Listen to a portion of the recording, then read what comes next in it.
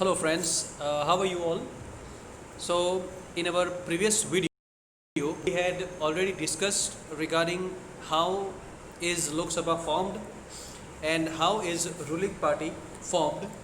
तो इन दोनों टॉपिक के बारे में हमने ऑलरेडी हमारे पिछले वीडियो में जो है डिस्कस कर लिया है। तो मैंने बताया था जिस तरह से कि जिस पार्टी को सबसे ज़्यादा सीट लोकसभा इलेक्शन में मिलती है, ठीक है, जनरल इलेक्शन ऑफ लोकसभा, ठीक है, तो वो पार्टी जो है वो पार्लियामेंट में जाकर गवर्नमेंट बनाती है और उसी पार्टी में से जो पार्टी का जो हेड होता है वो प्राइम मिनिस्टर बनता है और the prime minister selects ministers from the member of this party only, of his party only, ठीक है। तो जैसे कि हमने डिस्कस कर लिया था कि कोलिशन गवर्नमेंट किसे बोलते हैं, ठीक है, कोलिशन गवर्नमेंट किसे बोलते हैं। तो अगर आपने नहीं समझा है तो you can just see the previous video, you will get the idea what is called the coalition government. I had explain everything regarding that also. तो जिस पार्टी के जो हेड होते हैं, रूलिंग पार्टी जिसको हम कहते हैं, ठीक है, कि जिस पार्टी को मेजॉरिटी वोट्स या फिर मेजॉरिटी सीट्स मिली हुई होती है लोकसभा इलेक्शन के अंदर, जिसमें 272 से ज़्यादा सीट्स अगर सिक्योर की हो किसी भी पार्टी ने, तो वो पार्टी रूलिंग पार्टी बनती है और उसी पार्टी से प्राइम मिनिस्टर भी बनता है और उसी पार्टी से ही बाकी के मिनिस्टर्स भी बनाए जाते हैं। और ये जो मिनिस्टर्स हैं वो किसके विल पे या फिर किसके अकॉर्डिंग टू बनते हैं, ठीक है। तो that is actually as per the will of prime minister with the consent of the president. President की कंसेंट चाहिए इसमें, है ना, consent of the president is required. Consent का मतलब क्या होता है? मंजूरी। यानी कि यहाँ पे जो प्राइम मिनिस्टर होते हैं ना, तो प्राइम मिनिस्टर की मंजूरी चाहिए होती है, लेकिन अल्टीमेटली जो डिसीजन होता है ना वो प्राइम मिनिस्टर ही लेते हैं, राइट। वैसे कहने के लिए तो सबसे ज़्यादा पावर हमारे देश में प्रेसिडेंट के पास होते हैं। हमारे कॉन्स्टिट्यूशन ने भी, जो हमारे भारत का जो कॉन्स्टिट्यूशन है जिसके अंदर हर चीज़ लिखी गई है कि प्रेसिडेंट के पास कितने पावर होंगे, प्राइम मिनिस्टर के पास कितने पावर होंगे, देश की सरकार कैसे चलेगी, ठीक है, पॉलिटिकल स्ट्रक्चर जो है वो हमारे देश का वो कैसे रहेगा, किस तरह से इलेक्शन करवाया जाएगा, किस तरह से जुडिशरी काम करेगी, है ना, किस तरह के लॉज एंड ऑर्डर बनेंगे देश में, हर एक चीज़ कॉन्स्टिट्यूशन में लिखी गई है, ठीक है। उसमें प्रेसिडेंट को हाईएस्ट पावर दिए गए हैं, ठीक है, लेकिन उन पावर का जो इस्तेमाल है वो प्रेसिडेंट खुद ना करके प्राइम मिनिस्टर करता है। यानी हम कह सकते हैं कि president has a power but only for the name sake, है ना, but actual the real powers are enjoyed by prime minister in our country, ठीक है। In the parliamentary democracy real powers are enjoyed by the prime minister, and in the presidential democracy in USA the real powers are actually enjoyed और entertained by the president. ऐसा होता है, ठीक है। तो in this way the council of ministers is formed. अब देखो, council of ministers जो है उसके बारे में भी मैंने बता दिया था ना, अलग अलग मिनिस्टर जो बनते हैं, education minister, right, finance minister, aviation minister. Aviation minister का मतलब क्या है? जो हवाई जो है ना भाई, एरोप्लेन वगैरह है ना, उसके लिए, तो उसके लिए अलग से मिनिस्टर होते हैं, इसको बोलते हैं एविएशन मिनिस्टर, ठीक है। तो ये अलग अलग जो मिनिस्टर्स हैं, ये मिनिस्टर्स काउंसिल ऑफ मिनिस्टर्स का हिस्सा होते हैं। The ministers with the prime minister take all the decisions. तो देखो, ये जितने भी जो मिनिस्टर्स हैं ना अलग अलग, वो अपने अपने डिपार्टमेंट के हेड होते हैं, ठीक है, और उनके ऊपर जो है देख रेख कौन रखता है? प्राइम मिनिस्टर, ठीक है। This ministers take care of the responsibilities of their respective departments and such as health, education, finance, etc. Each minister is responsible for any question related to his ministry to the members of the parliament. अब देखो, मान लो कि अगर education minister है, ठीक है, तो वो एजुकेशन मिनिस्टर जो है देश में हो रहे जितने भी एजुकेशन से रिलेटेड मैटर्स होते हैं ना, जितने भी एजुकेशन से रिलेटेड जो क्वेश्चंस होते हैं, उन क्वेश्चंस को सॉल्व करने का काम सिर्फ और सिर्फ एजुकेशन मिनिस्टर का होता है। और अगर मान लो कि उसमें कोई गड़बड़ी भी होती है तो उसके ऊपर जो जवाब देना होता है वो सिर्फ और सिर्फ एजुकेशन मिनिस्टर को ही देना होता है, राइट। तो इस तरह से जो है हमारा हमारा है एडमिनिस्ट्रेटिव सिस्टम, और हम कह सकते हैं कि भाई अवर गवर्निंग सिस्टम कहो, एडमिनिस्ट्रेटिव सिस्टम कहो, या फिर देश चलाने की जो सिस्टम है वो कहो, तो वो पार्लियामेंट से ही सब कुछ होता है। सभी वहाँ पे सभी मिनिस्टर्स इकट्ठा होते हैं, है ना, और जो मेंबर ऑफ पार्लियामेंट होते हैं वो भी बता दूँ, जो मेंबर ऑफ पार्लियामेंट होते हैं ना वो हर एक पार्टी से होते हैं, ठीक है। अब जो रूलिंग पार्टी से होते हैं ना, उनमें से भी कई सारे ऐसे होते हैं जो मेंबर ऑफ पार्लियामेंट भी होते हैं और मिनिस्टर्स भी होते हैं, क्योंकि उन्हीं में से तो मिनिस्टर बनते हैं ना, मिनिस्टर्स भी उन्हीं से बनते हैं, यानी कोई वो अलग नहीं होते हैं, वो वही होते हैं, ठीक है। लेकिन उनके पास अब अलग अलग डिपार्टमेंट दे दी जाते हैं उनको, बस इतना ही है। अच्छा हाँ, अब देखो जितने भी मेंबर ऑफ पार्लियामेंट होते हैं ना बेटा, जितने भी मेंबर ऑफ पार्लियामेंट होते हैं,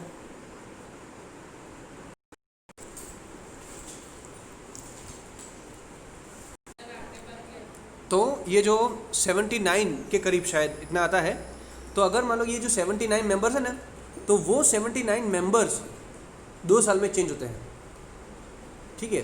सभी के सभी साथ में नहीं होते हैं। अब उसका भी आपको देखो, उसका भी कैलकुलेशन है कि देखो मैं आपको एक थोड़ा सा यहाँ पे बॉक्स बना के दिखा देता हूँ कि जैसे कि मान लो कि ये टोटल समझो कि है, I am just trying to draw the painting, ठीक है। अब समझ लो कि ये है टोटल मेंबर्स यहाँ पे और यहाँ पे, ठीक है। तो यहाँ पे 79 है, यानी देखो यहाँ पे 79 है, ठीक है, यहाँ पे 79 है, यहाँ पे 79 है, ठीक है। 79 79 79 जो हो, ठीक है। चलो उसके बाद क्या है कि मान लो कि 2 साल के अंदर, 2 सालों के अंदर यहाँ पे चेंज हुआ, ठीक है। तो बाकी के जो ये है और ये है ना, ये दो, तो वो वही के वही रहेंगे, ठीक है। अब नेक्स्ट 2 साल के बाद क्या होगा, यहाँ के मेंबर जो है वो चेंज होंगे, ठीक है। तो यहाँ ये और ये वाले ऐसे कैसे रहेंगे, ठीक है। और फिर और 2 सालों के बाद यहाँ से मेंबर चेंज होंगे, ठीक है। तो यहाँ और यहाँ बने रहेंगे। तो होता क्या है कि कोई भी एक देखो, यानी कि मान लो कि कोई ये हिस्से से अगर मान लो कि एक बार चेंज हो गया, तो आने वाले 6 सालों तक वहाँ से चेंज नहीं होगा, ठीक है। तो हर 2 साल के अंदर जो है 79, हर 2 सालों के अंदर 79 मेंबर्स बदलते हैं। तो फिर बाकी जो मेंबर जो है वो वहाँ पे बने रहते हैं ना, ठीक है। तो यानी होगा इसका क्या मतलब होता है, उसका ये मतलब होता है कि राज्यसभा के जो मेंबर हैं, राज्यसभा के जो मेंबर हैं ना, तो उनका जो टेन्योर है, टेन्योर नहीं कि वो काम कब तक कर सकते हैं, 6 सालों तक continuously they work for 6 years, and every 2 years 79 members they change. तो जो चेंज होंगे ना वो आने वाले 6 सालों तक वही रहेंगे, ठीक है। इस तरह से होता है, राइट। तो 1/3 of the members of Rajya Sabha retire every 2 years, 1/3 of the member, है ना, जैसे मैंने आपको अभी समझाया ना, 1/3 of the members of Rajya Sabha they retire every 2 years, ठीक है। And the new members are inducted, नए मेंबर्स आते हैं, राइट। तो अगर आपको कोई पूछे ना कि राज्यसभा के जो मेंबर होते हैं ना, ठीक है, तो उनका जो वर्किंग टेन्योर है, वर्किंग टेन्योर का मतलब वो कितने साल तक जो है राज्यसभा में रहते हैं, तो 6 साल तक, हर एक मेंबर 6 साल तक रहता है। तो और कितने सालों में 1/3 मेंबर चेंज होते हैं, तो एवरी 2 years। अच्छा, लोकसभा में एवरी 5 years, ठीक है। अच्छा, लोकसभा के जो मेंबर हैं, यानी लोकसभा के मेंबर जो है उनको कौन इलेक्ट करता है, तो देश की जनता, लोग। राज्यसभा के मेंबर को कौन इलेक्ट करता है, तो elected member of state legislative assembly. Rajya Sabha के मेंबर को जो है जनता चूज़ नहीं करती है, उनको उसी स्टेट के जो लेजिस्लेटिव असेंबली के जो मेंबर है ना, उन्हीं में से वो लोग आते हैं। तो गुजरात के लिए कितने हैं, 11, जो टेक्स्ट बुक में नहीं दिया हुआ है, लेकिन आपको ये याद रखना है, ठीक है, which is not given in text book, you can just remember it, right, for your general knowledge. Rajya Sabha represents the Rajya Sabha represents the state of our country। बेटा देखो, राज्यसभा जो है वो क्या रिप्रेजेंट करता है, स्टेट्स ऑफ आवर कंट्री, जैसे मैंने आपको आगे कहा राज्यसभा के अंदर कौन से मेंबर होते हैं बेटा, वही मेंबर जो अलग अलग स्टेट लेजिस्लेटिव असेंबली से आए होते हैं वो। तो ऑब्वियसली राज्यसभा जो है वो क्या रिप्रेजेंट करेगा वो स्टेट को ही रिप्रेजेंट करेगा ना, अलग अलग स्टेट को ही वो रिप्रेजेंट करता है। Rajya Sabha also can propose a bill. बेटा वैसे देखो, वैसे अगर देखने जाओ ना तो हमारे देश में लोकसभा वो लोअर हाउस है, राज्यसभा अपर हाउस है, लेकिन लोकसभा के पास पावर्स ज़्यादा है एज़ कम्पेयर टू राज्यसभा। और अब ये जो बिल है ना, बिल यानी कि कोई लाइट बिल की बात, यानी इलेक्ट्रिसिटी बिल की बात नहीं हो रही, या फिर कोई गैस बिल की बात नहीं हो रही यहाँ पे, ठीक है। तो ये एक्चुअली बिल ऐसा है ना, बिल का मतलब होता है प्रपोजल। बिल का क्या मतलब होता है, प्रपोजल। अब ये प्रपोजल कैसे होता है, प्रपोजल क्या होता है प्रपोजल, तो बेटा ये जो बिल है ना वो अलग अलग तरह के होते हैं। एक होता है फाइनेंशियल बिल, दूसरा हो सकता है ऑर्डिनरी बिल, ठीक है, और जो है तीसरा हो सकता है constitutional amendment bill, constitutional amendment bill. अब देखो कॉन्स्टिट्यूशनल अमेंडमेंट बिल का मतलब क्या होता है कि अगर मान लो कि हमारे देश में बहुत सारे ऐसे लॉज एंड ऑर्डर हैं, बहुत सारे कानून बने हुए हैं अलग अलग चीज़ों के लिए, है ना, अलग अलग चीज़ों के लिए बहुत सारे कानून हैं।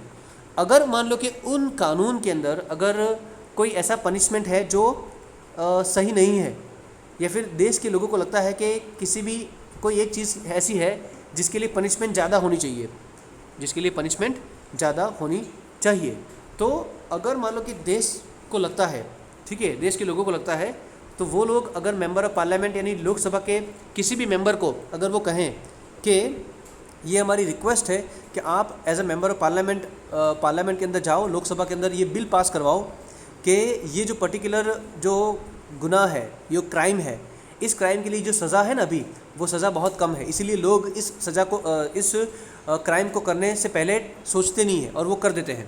और अगर सज़ा अगर बहुत ज़्यादा स्ट्रॉन्ग होगी ना तो लोग उसको करने से 100 बार सोचेंगे उसको करने से पहले, ठीक है।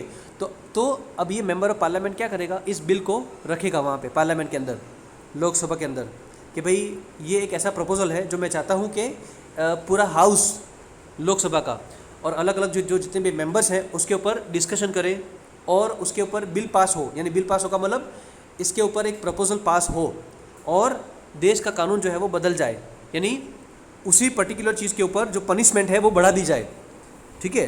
तो ऐसा हुआ है, बहुत बार हुआ है कि बहुत सारे कॉन्स्टिट्यूशनल अमेंडमेंट्स हुए हैं, ठीक है। उसमें आपको एक एग्जांपल देना चाहूँगा कि एक ऐसा था लॉ जिसमें ऐसा था कि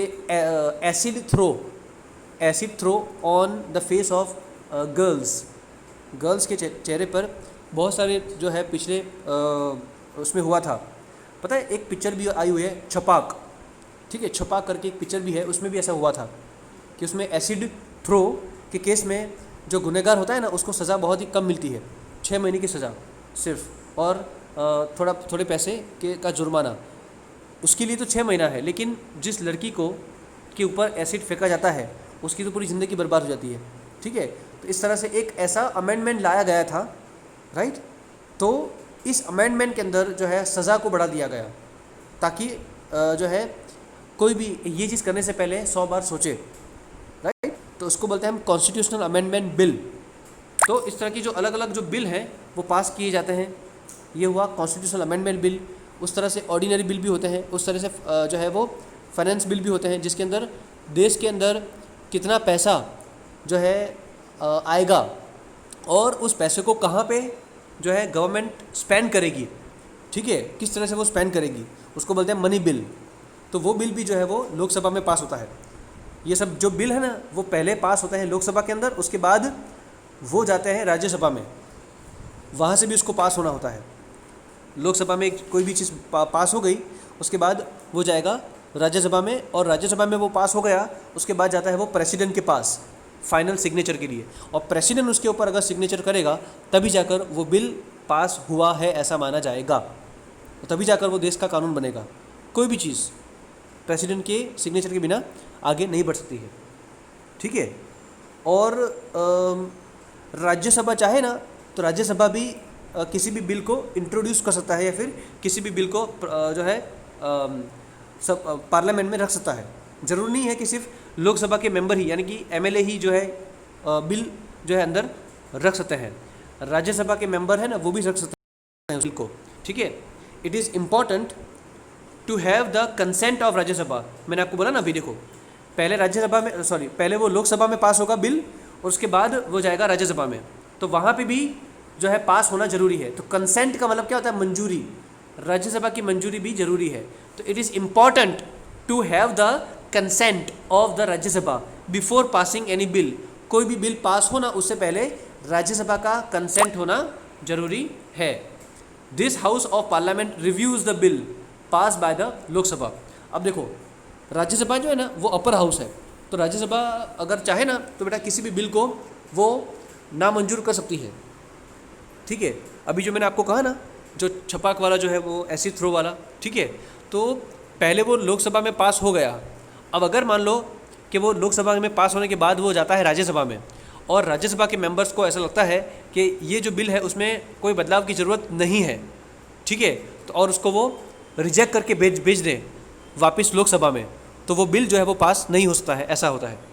फिर उसको वापस से लोकसभा में ही दोबारा से डिस्कस किया जाएगा और वापस दोबारा से लोकसभा में वो पास होगा और फिर वापस से उसको राज्यसभा में भेजा जाएगा।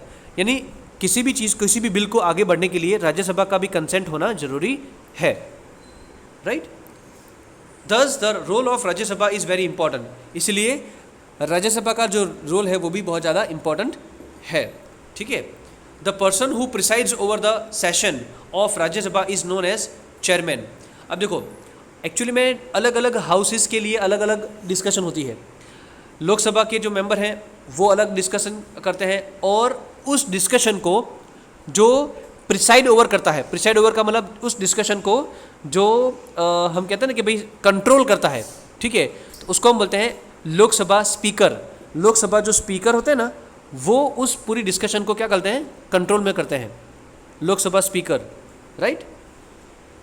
और जो राज्यसभा की जो डिस्कशन होती है, राज्यसभा की डिस्कशन, उस डिस्कशन को जो कंट्रोल करते हैं वो है चेयरमैन, ठीक है, उनको हम चेयरमैन बोलते हैं। Vice president of India acts as a chairman of the Rajya Sabha. और ये जो चेयरमैन होते हैं ना वो कौन होते हैं? वो और कोई नहीं, वाइस प्रेसिडेंट ही होते हैं, वाइस प्रेसिडेंट ही होते हैं राज्यसभा के चेयरमैन, राइट। अब ये स्पीकर कैसे बनते हैं और चेयरमैन कैसे बनते हैं, ये सब डिस्कशन जो है वो हम क्लास 8 में नहीं करने वाले हैं, but this all discussion we will do it in class 9th। तो देखो, अब देखो, when the parliament is in session, जब पार्लियामेंट सेशन में होता है तब, at the beginning of the day, दिन की जब शुरुआत होती है, the time for the question hour is decided upon. अब देखो क्वेश्चन आवर का जो टाइम होता है ना वो डिसाइड होता है। देखो जैसे मान लो कि पार्लियामेंट का सेशन शुरू होता है, ठीक है, तो शुरुआत में क्या होता है? शुरुआत में बाकी सब चीज़ें डिस्कस होती है और फिर लास्ट में दिन में एक ऐसा आवर जो है वो तय होता है जिसमें क्वेश्चंस लिए जाते हैं। क्वेश्चंस यानी कि अलग अलग मेंबर ऑफ पार्लियामेंट जो अलग अलग कॉन्स्टिट्यूएंसी से आते हैं ना, तो उनके इलाकों में जो भी प्रॉब्लम्स चल रही होती है उस प्रॉब्लम के ऊपर वो सवाल उठाते हैं। उस प्रॉब्लम्स के ऊपर क्या करते हैं? वो अपने अपने सवाल उठाते हैं। तो during the question hour members of parliament ask questions to gather the information on the working of the government. जैसे कि बेटा मैंने आपको कहा अभी कि देखो इस क्वेश्चन आवर के अंदर क्या होता है, मेंबर ऑफ पार्लियामेंट होता है ना बेटा, अलग अलग इलाकों से आते हैं वो, तो वो गवर्नमेंट को सवाल पूछते हैं। गवर्नमेंट का मतलब रूलिंग पार्टी को। अब रूलिंग पार्टी में भी जो अलग अलग जो मिनिस्टर हैं, मिनिस्टर्स, तो उन मिनिस्टर्स को वो सवाल पूछते हैं, है ना, अलग अलग फील्ड से रिलेटेड। अगर मान लो कि कोई एक मेंबर ऑफ पार्लियामेंट है, जैसे कि मान लो कि अगर वो अहमदाबाद से है, मेंबर ऑफ पार्लियामेंट है, ठीक है, MLAs हैं, सॉरी MP हैं, और वो MP अपने इलाके के अंदर अगर मान लो कि कोई एजुकेशन से रिलेटेड कोई प्रॉब्लम है, किसी स्कूल में कोई प्रॉब्लम चल रहा है, तो वो सीधा एजुकेशन मिनिस्टर को वो सवाल पूछेंगे, ठीक है, कि भाई मेरे इलाके के अंदर ये प्रॉब्लम्स आ रही है, तो आपकी सरकार जो है वो इस मामले में हमारे इलाके में क्या कर सकती है, या फिर क्या करेगी, या फिर अभी अब तक आप लोगों ने क्या काम किया है आपकी सरकार ने। इस तरह के सवाल जो है वो होते हैं, ठीक है। This is how the parliament control the executives. और इस तरह से पार्लियामेंट जो है वो अलग अलग काम को कंट्रोल करता है। यानी कि देखो, पार्लियामेंट जो है वो एक ऐसी जगह है जहाँ पे मेंबर ऑफ पार्लियामेंट होते हैं, जहाँ गवर्नमेंट के लोग भी होते हैं, यानी कि जो रूलिंग पार्टी, ठीक है, और उनसे सवाल पूछे जाते हैं, ठीक है। तो वो देश के सामने होता है वो कि पार्लियामेंट के अंदर ये मिनिस्टर्स हैं, ये एमपीज़ हैं, और वो अपने सवाल को कैसे जवाब देते हैं। तो अगर आपने लोकसभा चैनल देखी होगी, डीडी लोकसभा और डीडी राज्यसभा, वो लाइव उसका जो है टेलीकास्ट होता है वहाँ सीधा, और उसमें जो मेंबर्स एक दूसरे को सवाल पूछते हैं और जो जवाब मिलता है ना, जवाब देते हैं, तो वो पूरा का पूरा देश के सामने होता है वो। तो हमें वो चीज़ देखनी चाहिए कि किस तरह से कौन से मिनिस्टर्स क्या जवाब देते हैं और कौन से मिनिस्टर और हमारी सरकार जो है वो कैसे काम कर रही है, ठीक है। तो पार्लियामेंट जो है वो एक ऐसी जगह है जहाँ पे गवर्नमेंट अगर सही से काम कर रही है तो भी, नहीं कर रही है तो भी, तो हमें वो सब चीज़ जानने को मिलती है, ठीक है। यानी कंट्रोल वहाँ से होता है सब कुछ, ठीक है। Through the medium of questioning members draw attention of the government towards its loop holes. देखो बेटा, ये लूप होल्स का मतलब क्या होता है? कमियाँ। देखो, ये जो मेंबर ऑफ पार्लियामेंट होते हैं ना बेटा, वो अलग अलग क्वेश्चंस पूछकर गवर्नमेंट का ध्यान ऐसी चीज़ों की तरफ लगाते हैं कि जो ड्रॉबैक्स हैं, ड्रॉबैक्स का मतलब जो कमियां हैं, गवर्नमेंट के काम ना करने की जो कमियां हैं, वो कमियां जो है वो उसकी तरफ का ध्यान खींचती है। लूप होल्स का मतलब होता है कमियां, गवर्नमेंट ने कहाँ पे काम नहीं किया है, तो ये ध्यान कैसे वो अटेंशन दिलाएंगे, ये जो मेंबर ऑफ पार्लियामेंट है ना, वो उनका ध्यान, गवर्नमेंट का ध्यान उसकी तरफ ले जाने में हेल्प करती है, ठीक है। In this way the government comes to know about views and opinion of the people. और इस तरह से गवर्नमेंट जान पाती है लोगों के ओपिनियंस को, लोगों के व्यूज़ को, कि लोग क्या सोचते हैं, लोगों का क्या मन है, देश की जनता क्या चाहती है हमसे, है ना, कि हम उनके लिए क्या काम करें। और ये देश की जनता कैसे बताती है, वो हम थोड़ी जाते हैं, लेकिन हम जाते हैं हमारे एरिया के मेंबर ऑफ पार्लियामेंट के पास, ठीक है, हमारी प्रॉब्लम्स को हम कहते हैं उनको, और फिर वो वहाँ जाकर हमारी प्रॉब्लम्स को डिस्कस करते हैं, ठीक है।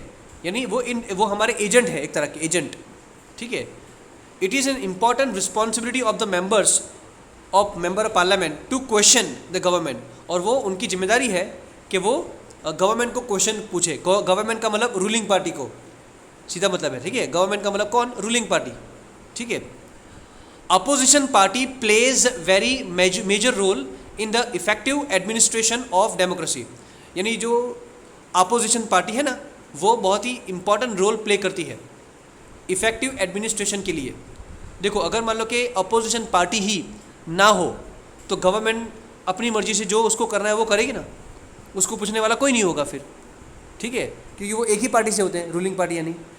तो अपोजिशन पार्टी बहुत ही इंपॉर्टेंट पार्टी होती है कि वो गवर्नमेंट के काम को जो है, अगर मान लो कि उन्होंने सही किया है तो ठीक है, लेकिन अगर गलत किया है तो अपोजिशन पार्टी ही अपोज करेगी। अपोजिशन पार्टी ही रूलिंग पार्टी के काम को, जो उन्होंने गलत किया है तो वो अपोज करेगी, ताकि रूलिंग पार्टी जो है वो उनके पावर्स का गलत इस्तेमाल ना कर पाए, ठीक है, अपनी मर्जी से वो जो है देश को ना चला पाए। तो ये बहुत ज़रूरी है, डेमोक्रेसी के अंदर अपोजिशन पार्टी का होना बहुत ज़रूरी है, तभी हमारी डेमोक्रेसी जो है वो अच्छे से चल पाएगी। It highlights the loop holes in the policies. तो देखो, वो हाईलाइट करती है लूप होल्स यानी कि कमियां, मैंने जो आपको कहा, तो वो जो गवर्नमेंट की जो कमियां हैं उसको वो दिखाती है। प्रोग्राम्स जो गवर्नमेंट ने बनाए हैं, रूलिंग पार्टी ने जो प्रोग्राम्स बनाए हैं, वो प्रोग्राम अगर देश के फेवर में नहीं है, ठीक है, तो ये अपोजिशन पार्टी है वही उनको बताती है। The person who presides over the sessions in Lok Sabha is known as speaker. मैंने आपको जो आगे बता दिया था, है ना, लोकसभा के जो कंट्रोल करता है ना लोकसभा की पूरी डिस्कशन को, वो कौन होते हैं? स्पीकर होते हैं, वो मैंने आपको बता दिया था। और राज्यसभा की मीटिंग को कौन प्रिसाइड ओवर करता है? चेयरमैन। और लोकसभा की मीटिंग को कौन प्रिसाइड ओवर करता है? स्पीकर, ठीक है। President is the most important and integral part of the parliament. President जो है वो पार्लियामेंट के बहुत ही इंटीग्रल हिस्से होते हैं। अ bill that is passed by both houses can become a law only after signature of president. ये भी मैंने आपको बोल दिया, ठीक है। he has the power to decide about the meeting of parliament and announce the completion of the sessions too. यानी कि प्रेसिडेंट के पास ये पावर होता है कि वो पार्लियामेंट के दोनों हाउसेस की मीटिंग को बुला सकते हैं किसी भी वक्त, और सेशन कंप्लीट होने की का अनाउंसमेंट भी प्रेसिडेंट ही कर सकते हैं. प्रेसिडेंट के पास बहुत पावर्स हैं, तो उसके बारे में डिटेल में डिस्कस करेंगे इन क्लास 9th. ठीक है, तो ये जो है चैप्टर आपका यहाँ पे ख़त्म होता है, और क्वेश्चन आंसर्स जो है वो आपको लिखने हैं. ठीक है, और इन क्वेश्चन आंसर्स में अगर कोई भी प्रॉब्लम्स है तो you can contact me and you can have my number, right. So till then thank you, stay safe, good bye.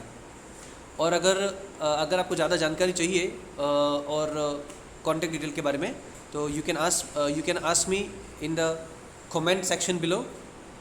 So thank you very much.